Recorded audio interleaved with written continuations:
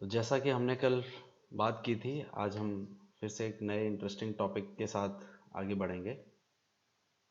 और लास्ट कुछ दिनों से हम लीडरशिप के बारे में बात कर रहे थे, क्योंकि हमारा मकसद ही वही है कि हम नए लीडर्स कंपनी में क्रिएट कर सकें। तो लीडरशिप के बारे में हमने कई पॉइंट्स पे बात की थी जो आपको ध्यान में होगी, और मैं उन पे फिर से आऊँगा एक पॉइंट पे। उसके बाद हमने ये बात की थी कि हम कैसे कोई समस्या को समाधान कर सकते हैं। तो उसके लिए मैंने ये कुछ ज़रूरी प्रश्न कैसे पूछे जा सकते हैं उसके बताया था। और वो प्रश्न अगर हम पूछते हैं तो हमारी समस्या छोटे छोटे टुकड़ों में टूट जाती है, जिससे कि हमें उसे सॉल्व करने में आसानी रहती है। तो आज सबसे पहले मैं एक आपको एक्टिविटी देता हूँ। आप 1 मिनट का समय लीजिए। मेरा ये प्रश्न है आपसे कि ऐसे कोई भी 2 कार्य लिखिए जिससे किसी का लिंक नहीं था और वह काम आपने अपने बलबूते पे किया। तो लाइफ में ऐसे बहुत चीज़ें होगी जो आपको लगता है कि ये काम मैंने अपने दम पे किया, ये मैंने खुद किया, इसमें किसी का साथ नहीं था। तो ऐसा कार्य, कोई भी 1 या 2 कार्य आप लिखिए। इसके लिए आप 1 मिनट का समय लीजिए। और मैं आपको सुझाव दूंगा कि यहाँ पे आप वीडियो को पॉज कर लें, ताकि जैसे ही आप अपना ये एक्टिविटी कर लें फिर उसके बाद आगे बढ़ें।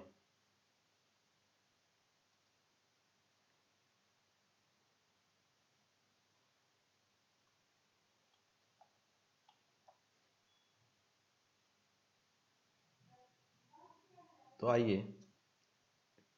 आपने उस एक्टिविटी को किया और आप ये देखेंगे कि आपने कुछ कार्य लिख लिए होंगे, बट आप उसको गहराई में चिंतन करेंगे तो आपको ये पता लगेगा कि वो कोई ना कोई, किसी न किसी के साथ जुड़ा था।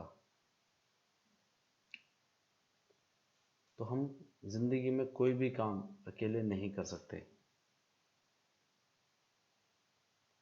अगर आपको फिर भी लगे कि हाँ वो काम आपने अकेले नहीं किया, तो मुझे संपर्क करके, कॉल करके ज़रूर बताएं कि क्या ऐसा कोई कार्य हो सकता है इस दुनिया में जो हमने अकेले किया हो।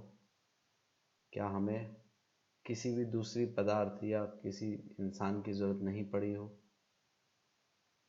तो लाइफ में ऐसा कोई काम नहीं होता जिसमें हमारे को दूसरों की ज़रूरत नहीं होती। तो दूसरों की ज़रूरत ज़रूर हमें चाहिए होती है कोई भी काम करने के लिए। हम जीवित हैं तो भी हमारे को ऑक्सीजन की ज़रूरत है। 1 मिनट पे हम कह भी दें कि हम खाने बगैर रह सकते हैं, बट ऑक्सीजन तो हमें चाहिए। ऑक्सीजन क्या, हम इस शरीर के बगैर हम एग्जिस्ट ही नहीं करते यहाँ पे।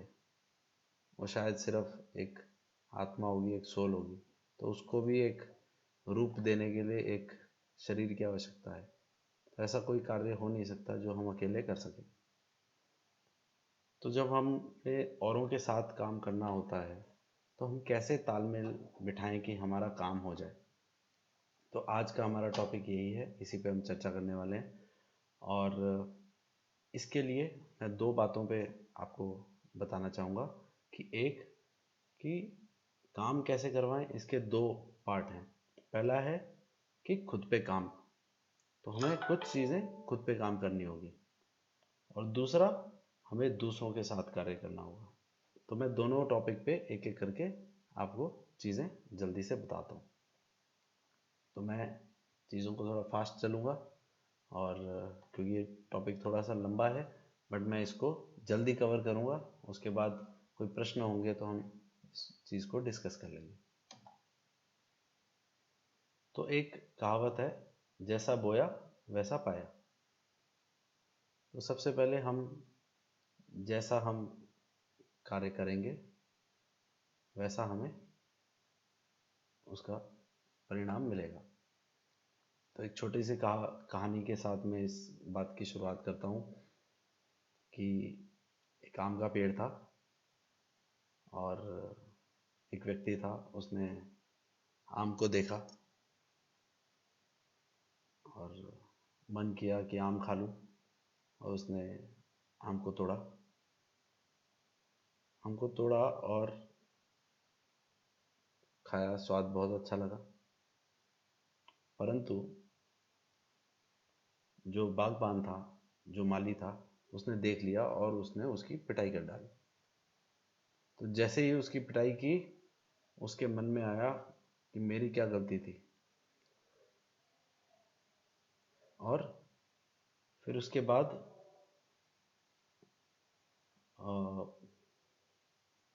पीठ ने जहाँ पे डंडे पड़े थे, उसने कहा कि भाई, खाया तूने, पेट ने खाया, मेरी क्या गलती? मुंह ने खाया, मेरी क्या गलती? मुझे क्यों डंडे पड़े? आंख ने कहा, मेरी क्या गलती? सब भी शरीर के अंगों ने कहा, हमारी क्या गलती, हमारा तो कोई इसमें लेना देना ही नहीं था। तो फिर इस बात को बहुत ही सुंदर तरीके से हम इस चीज़ को जाने कि शुरुआत आँख ने की थी। आँख को वो आम दिखा, और आखिरी में जब मार पड़ी तो आम गया पेट में, स्वाद आया, डंडा पड़ा, और जब डंडा पड़ा तो आँखों से आंसू निकले। तो कहने का मतलब है, जिस आँख ने देखा था उसको वापस उस चीज़ को भोगना पड़ा। तो हम जो भी कार्य करते हैं वो वापस हमारे ऊपर आती है। तो इसका क्या मतलब है? तो कहने का मतलब ये है कि हम जैसा करेंगे वैसा हमें भोगना पड़ेगा। तो बहुत ज़रूरी है कि हम अपने अंदर वर्क करें, ताकि हम अच्छा बोएं और हमें अच्छा मिले। तो जो भीतर की शक्ति होती है हमारी, वो भीतर की शक्ति बड़ी हमें जागरूक करनी है, और सृजनात्मक होनी चाहिए, वो पॉजिटिव होनी चाहिए। अगर वह कुछ क्रिएट करने वाली हो तो हम अच्छा कुछ क्रिएट कर पाएंगे, हम लोगों के साथ अच्छा कुछ कार्य करा पाएंगे। तो सबसे पहली शुरुआत होती है भीतर से। और जब हम भीतर की बात करते हैं तो एक कहावत आती है, एक बहुत ही सुंदर श्लोक कह लें इसे, जो कि भगवान महावीर जो हैं उनकी वाणी थी। उन्होंने एक इस चीज़ को बोला, खामेमि सव्य जीवे, सव्वे जीवा खमंतु में, मित्ति में सव्व भूवेषु, वेरम मज्जन केणहि। इसका अर्थात, कहने का मतलब है कि मैं खामेमि, खामेमि मतलब खम्माना, खम्माना मतलब क्षमा याचना करना। तो मैं सभी से क्षमा याचना करता हूँ, मुझे सभी क्षमा करें। सव्व जीवे खमंतु में, सभी जीव मुझे क्षमा करें। मित्ति में सव्व भुवेषु, सभी जो जीव हैं, सभी प्राणी मेरे मित्र हैं। और वेरम मज्जन केणहि, मेरा किसी से बैर नहीं है। ये एक बहुत ही सुंदर श्लोक कह लें इसे। तो ये वाक्य हमें क्या बताता है? सेल्फ रियलाइजेशन की बात करता है। ये हमें अपने अंदर भीतर झांकने की बात करता है कि हम अगर सबसे मैत्री रखेंगे, तो हम, इन्होंने क्या बोला पहले कि मैं सभी से क्षमा याचना करता हूँ, तो वह झुक रहे हैं कि मेरी कोई गलती हो तो मुझे माफ़ करना। आम तौर पे जब हम किसी से काम कराते हैं या करते हैं तो बहुत बार ऐसा होता है कि हम अकड़ में होते हैं, या हमें लगता है कि हम अ, ये काम हमारा हो जाए। तो हमें हमेशा कोशिश करके अपने अंदर उसके प्रति कृतज्ञता व्यापित करना चाहिए कि हाँ, ये बंदा मेरे लिए काम कर रहा है, या इस बंदे ने मेरा काम किया है, ये करने वाला है, मैं उसके लिए उसको धन्यवाद रहूं। तो अगर आप प्रत्यक्ष रूप से कह ना सकें तो भी मन ही मन ज़रूर उसको धन्यवाद करें। अगर आप मन ही मन धन्यवाद करेंगे तो आपके अंदर की विचारधारा बदलेगी, और आपके अंदर एक अलग ही टाइप की पॉजिटिविटी आएगी, जो कि आपको हमेशा आपके जो, जिनके साथ आपको काम करना है, आपको अंदर से अच्छी भावनाओं के साथ वह कार्य पूरा करने में आपको मदद करेगा। तो ये मैंने शॉर्ट में आपको सेल्फ रियलाइजेशन की बात बताई। आप लोग समझदार हैं, इस चीज़ को आप समझ पा रहे होंगे जो मैं कहना चाह रहा हूँ कि हमें सबसे पहले कभी किसी से कुछ काम कराना हो तो सबसे पहले अंदर झांकना है कि हम जो करवा रहे हैं क्या उसके लिए हम उसको कृतज्ञ हैं।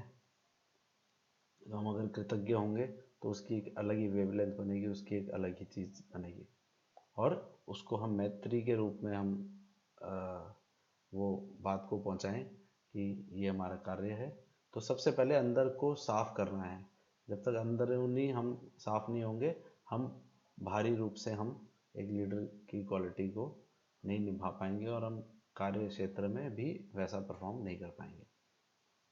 तो अब हम दूसरी बात करते हैं, जो मैंने कहा दूसरों के साथ कार्य कैसे करें। तो दूसरों के साथ कार्य करने के लिए एक बहुत ही मैं सिंपल चीज़ लूँगा जो कि आप लोग बहुत ही वाकिफ़ हैं। चाणक्य नीति बहुत फेमस है ये, साम दाम दंड भेद।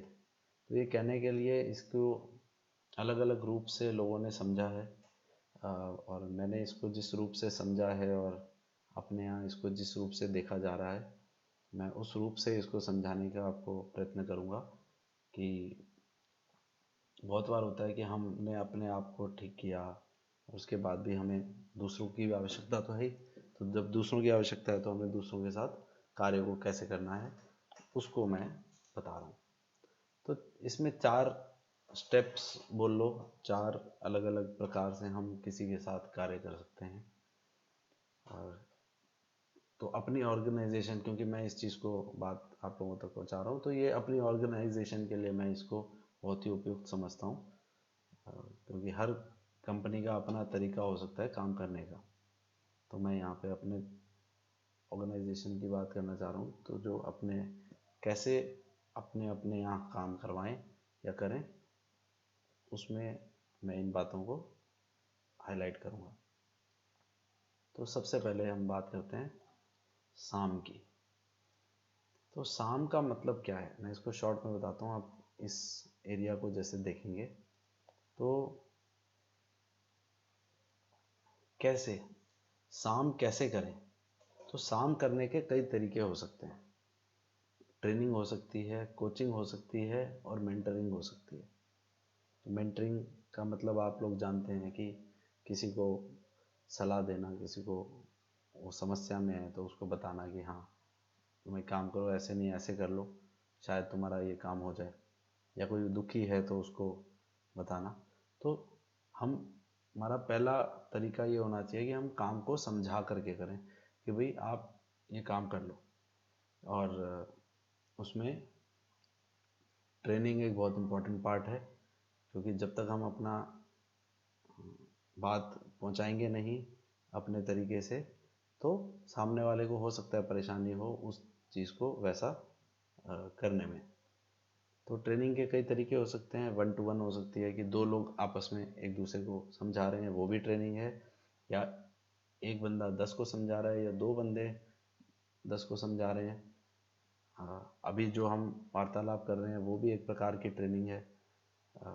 तो ये ट्रेनिंग कोचिंग जो है ये एक प्रकार का काम करने का भी एक तरीका है, जो कि सबसे उत्तम माना गया है कि हम बताएं और सामने वाला उस चीज़ को समझ करके कर ले। बहुत बार होता है कि शाम से काम नहीं हो पाता, हम समझाते हैं परंतु दूसरा व्यक्ति उस कार्य को नहीं करता। तो उसके लिए क्या उपाय है, हम बात करते हैं। आप सब जानते हैं दाम। तो दाम का अर्थ क्या है, कोई भी प्रकार का प्रलोभन देना। प्रलोभन भी 2 प्रकार के होते हैं, एक गलत कार्य का होता है और एक सही कार्य का होता है। मैं यहाँ पे सही कार्य के प्रति आपकी दृष्टि डालना चाह रहा हूँ कि कोई भी हम प्रलोभन किसी को दें तो सही रूप में दें। प्रलोभन किसी को भी दिया जा सकता है। आप अगर घर में बात करें तो एक बच्चे को भी प्रलोभन दिया जाता है कि तुम ये काम कर दोगे तो तुम्हारे को एक चॉकलेट मिलेगी। तो वह उत्साहित होता है। और हमें भी, हम जो कार्य करते हैं, हर व्यक्ति प्रलोभन के पीछे चलता है, उसको कुछ मिलेगा तो वो वह करता है। और तो जो दाम है उसके अंदर हम प्रलोभन का एक तरीका हो सकता है, एक रिकग्निशन का हो सकता है। तो आप देखेंगे कि कोई गिफ्ट हो सकता है, वह पैसे हो सकते हैं, मार्किंग हो सकती है। अगर हम बात करें मार्क्स, तो आप एक, अगर हम बहुत ही उपयुक्त चीज़ देखें, और ये दो का जो मिश्रण है, साम और दाम, को सबसे उत्तम माना गया है। और वैसे अगर इन दो चीज़ों से हो जाए काम, तो सभी चीज़ों में ये सबसे उत्तम है। तो इसमें सबसे इम्पोर्टेंट मैं एक बात बताना चाहूँगा, मेजरमेंट। तो मेजरमेंट ड्राइव्स बिहेवियर, एक कहावत है कि इसको एक उदाहरण से समझें कि एक स्कूल में बच्चे हैं और सब बच्चे पढ़ रहे हैं, तो टीचर को लगता है कि कौन अच्छा है कौन बुरा है, तो उसके लिए क्या बनाया गया, एग्ज़ाम बनाया गया, और एग्ज़ाम में मार्क्स मिलते हैं। आप सब ने इन चीज़ों को एक्सपीरियंस किया है। तो जब मार्क्स मिलता है तो व्यक्ति को अंदर से होता है कि हाँ, मैं 50 नंबर लाया हूँ तो 60 लाऊं, 60 लाया हूँ तो 80 लाऊं, 80 लाया हूँ तो 90 लाऊं, 90 लाया हूँ तो 95 लाया हूँ, और आज के ज़माने में 99, 100 तक नंबर आते हैं। तो उस तरीके से लोग, ये एक प्रकार है अपने आप को कोई भी कार्य करने के लिए प्रोत्साहित करने का।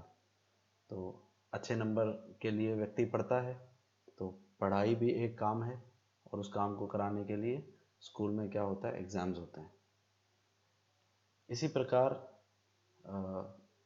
कोई खेल का मैदान है, तो उसमें क्रिकेट का बात करें तो स्कोरिंग होती है, कितने स्कोर किसने पाए, किसने कितने रन बनाए, किसने कितने विकेट ली।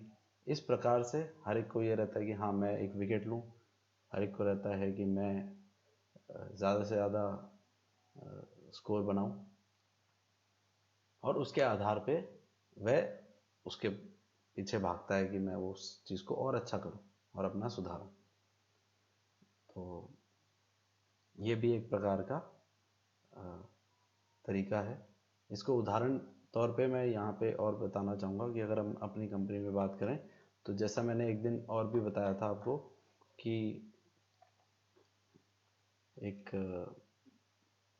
प्रोसीजर है अपने यहाँ, जिसमें हर एक के मार्क्स निकाले जाते हैं। पिछले कुछ सालों से, लगभग मैं मानता हूँ कि 3-4 सालों से हम लोगों के नंबर कैलकुलेट कर रहे हैं, और उसमें बहुत हद तक हम कामयाब हुए हैं, और हमने ये देखा है कि जो हमारा मार्किंग क्राइटेरिया है, काफ़ी हद तक ठीक है। तो अब हमें पता लगने लग गया है कि कौन व्यक्ति की परफॉर्मेंस क्या आ रही है, और उसमें कुछ त्रुटियां होती है तो उसको सुधारते रहते हैं।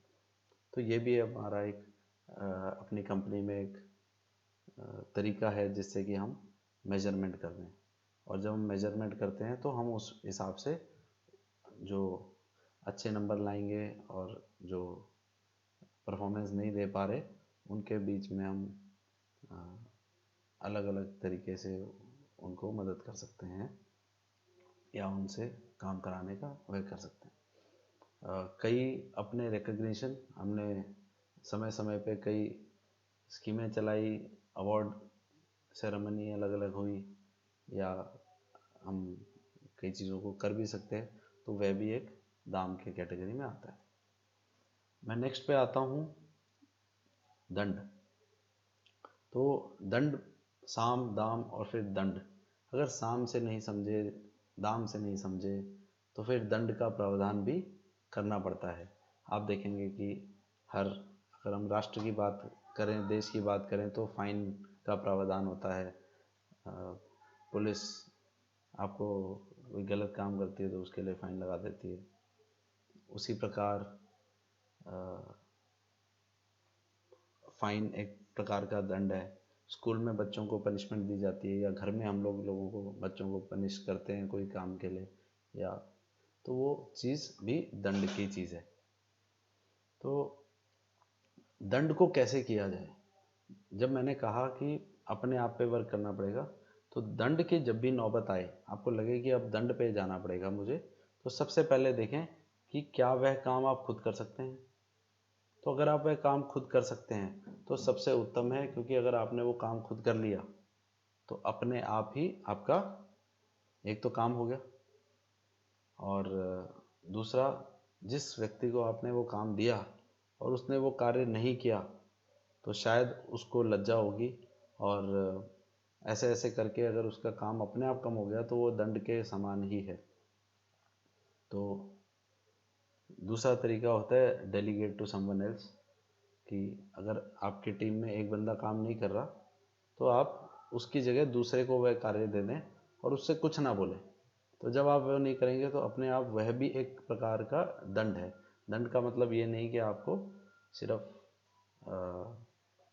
उसको कोई प्रकार का मारना पीटना है या कुछ उस प्रकार का है। आप देखेंगे ये भी एक प्रकार है जो मैंने यहाँ लिखा है, मारो या पीटो या फाइन लगाओ। तो कुछ चीज़ों में फ़ाइन लगाया जा सकता है और लगाना पड़ता है, और मारना पीटने का तो अब ज़माना ही ख़त्म हो गया। तो और वैसे भी हिंसात्मक तरीका हमें कभी भी इस्तेमाल नहीं करना चाहिए। तो मैंने एक तरीका है इसलिए लिखा है, बट यहाँ पे क्रॉस लगा दिया लाल रंग से कि ये काम हम बिल्कुल भी इसका पक्ष में नहीं है, ये नहीं होना चाहिए। पर ऐसा अलग अलग जगहों पे या कंपनियों में या संस्थाओं में चलता है या पहले चलता था। फिर है ओरल रेप्रिमांड। ओरल रेप्रिमांड का मतलब होता है कि मुंह से उसको बोलना, डांट लगाना। तो डांट लगाना भी एक प्रकार का दंड है जो कि कभी आवश्यकता पड़ने पे किया जा सकता है। और वार्निंग, अगर मौखिक बोलने पे भी ना हो तो लिखित में वार्निंग भी दिया जा सकता है, वह भी एक प्रकार का दंड है। तो इस प्रकार से अलग अलग हम कर सकते हैं दंड के लिए। अगर दंड के बाद भी व्यक्ति ना करे तो भेद की सिचुएशन आ जाती है। तो भेद में भी अलग अलग प्रकार से भेद किया जा सकता है।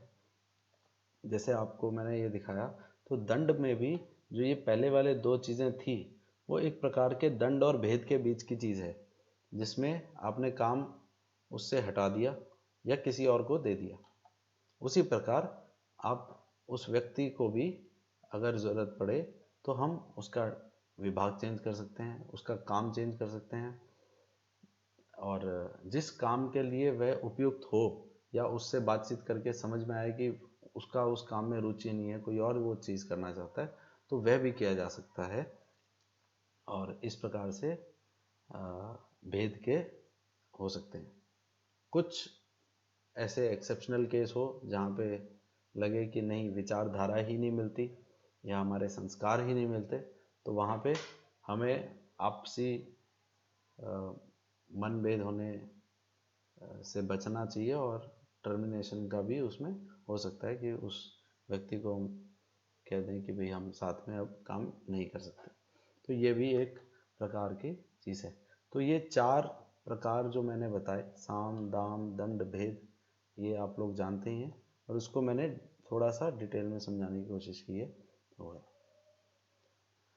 अब आप देखेंगे हर स्लाइड में मैंने एक राइट साइड में ये बात लिखी है जो मैंने लीडरशिप के बारे में बताई थी। तो यहाँ मैं ये कहना चाह रहा हूँ कि हम चाहे कुछ भी करें, चाहे साम दाम दंड भेद, इसमें सबसे ज़्यादा आवश्यकता क्या है? विवेक की। और कब क्या चीज़ हमें इस्तेमाल करनी है, कब क्या चीज़ से हमें एक्शन लेना है, वो डिपेंड करेगा कि हमारे अंदर लीडरशिप की क्वालिटी क्या है, हमारी विचारधारा क्या है। और जितने भी हमने बात की उसकी कोई अवेलेबल टैबलेट नहीं है। अगर हम आपस में बात करें तो चाय अगर हम सब बनाएंगे तो चाहे हम चाय पत्ती, दूध, पानी और चीनी, ये चार चीज़ों से बनाएंगे तो भी सबका स्वाद अलग आएगा। तो ये डिपेंड करता है कि जो बनाने वाला है वो उस मिश्रण को किस प्रकार से बनाता है। तो समय, काल, सिचुएशन को देखते हुए डिसीजन लेने पड़ते हैं, और ये प्रैक्टिस से आते हैं, और हर चीज़ की प्रैक्टिस करनी पड़ती है, नियम को देखना पड़ता है जो कि एक्सपीरियंस से आएगा। इसके साथ एक बहुत इम्पोर्टेंट चीज़ है जो मैंने बोला कि सबसे पहले हमें खुद पे ही वर्क करना बहुत ज़रूरी है। तो हमें एक बहुत ज़रूरी एक बात समझनी होगी, जो कि ये कहानी कईयों को मैंने कछुए और एक बिच्छू की कहानी सुनाई थी, और उसी प्रकार से मेंढक और बिच्छू की भी कहानी है, और ऋषि और बिच्छू की भी कहानी है। तो कई बार कुछ बुद्धिजीवी लोग, उनको ये लगता है कि हम सही हैं और दूसरा गलत है। तो वहाँ के लिए मैं ये कहना चाहूँगा कि एक ऋषि थे और एक बिच्छू था, और वह बिच्छू पानी में डूब रहा था। वह डूब रहा था, ऋषि ने देखा और कहा कि मैं उसे बचाऊं। तो उन्होंने जैसे ही उसे उठाया, उठाते ही उसने डंक मार दिया और वो हाथ से छूट गया, पानी में गिर गया। फिर उन्होंने उठाया, तो ऐसे 2 बार हुआ। बिच्छू ने डंक मारा तो पीछे एक व्यक्ति देख रहा था, उसने कहा कि गुरुदेव आप ये क्या कर रहे हैं, वो डंक मार देगा और आप जिसको बचाना चाह रहे हो वो आप ही के प्राण ले लेगा। तो ऋषि ने कहा कि मुझे पता है, वो उसकी प्रवृत्ति है, उसको डंक मारना वह उसका स्वभाव है, और मैं एक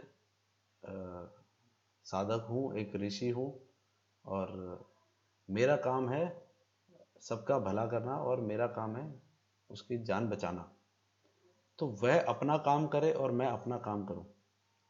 तो ये बहुत ही सुंदर कहानी के रूप में ये समझाया गया है कि स्वभाव किसी का बदल नहीं सकता, हमारा खुद का स्वभाव नहीं बदल सकता। हमें आपसी तालमेल, हमें समझना होता है कि कैसे हम अपनी सिचुएशन को इस तरीके से करें कि दूसरा हमारे साथ मिल करके काम कर सके। तो बहुत ज़रूरी है कि हम अपने आप पे काम करें। अगर हम अपने आप पे काम करेंगे तो हम दूसरों के साथ काम कर पाएंगे। और अंत में मैं एक चीज़ इसी से रिलेटेड थोड़ा आपको ये बताना चाहूँगा कि हम सब लोग हैं, आप, मैं, एज ए टीम हम कैसे एक दूसरे के साथ तालमेल बिठा सकते हैं। उसके लिए बहुत ज़रूरी है कि एक सोच होना, और एक सोच हो नहीं सकती।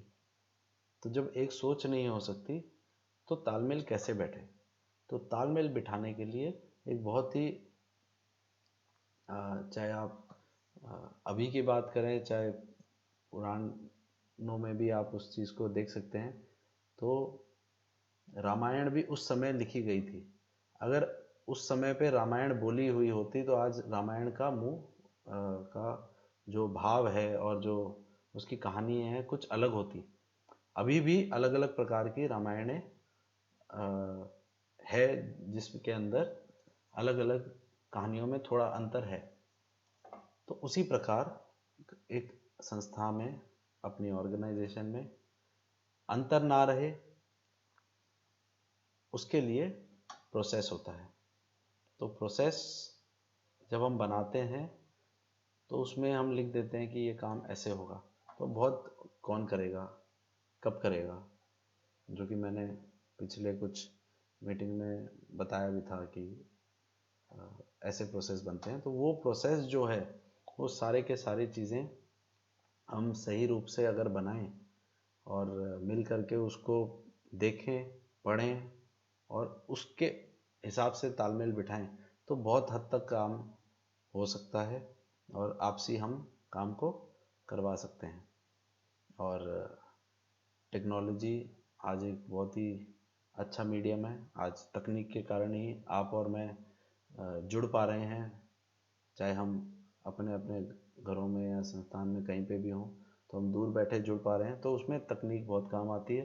तो कहीं पे भी टेक्निक का भी हम यूज़ करके प्रोसेस और पीपल का अगर हम अच्छे से मिश्रण करके अगर हम चीज़ों को इस्टेब्लिश करें, तो हम बहुत ही अच्छे से हम आपसी तालमेल और काम को बढ़ा सकते हैं।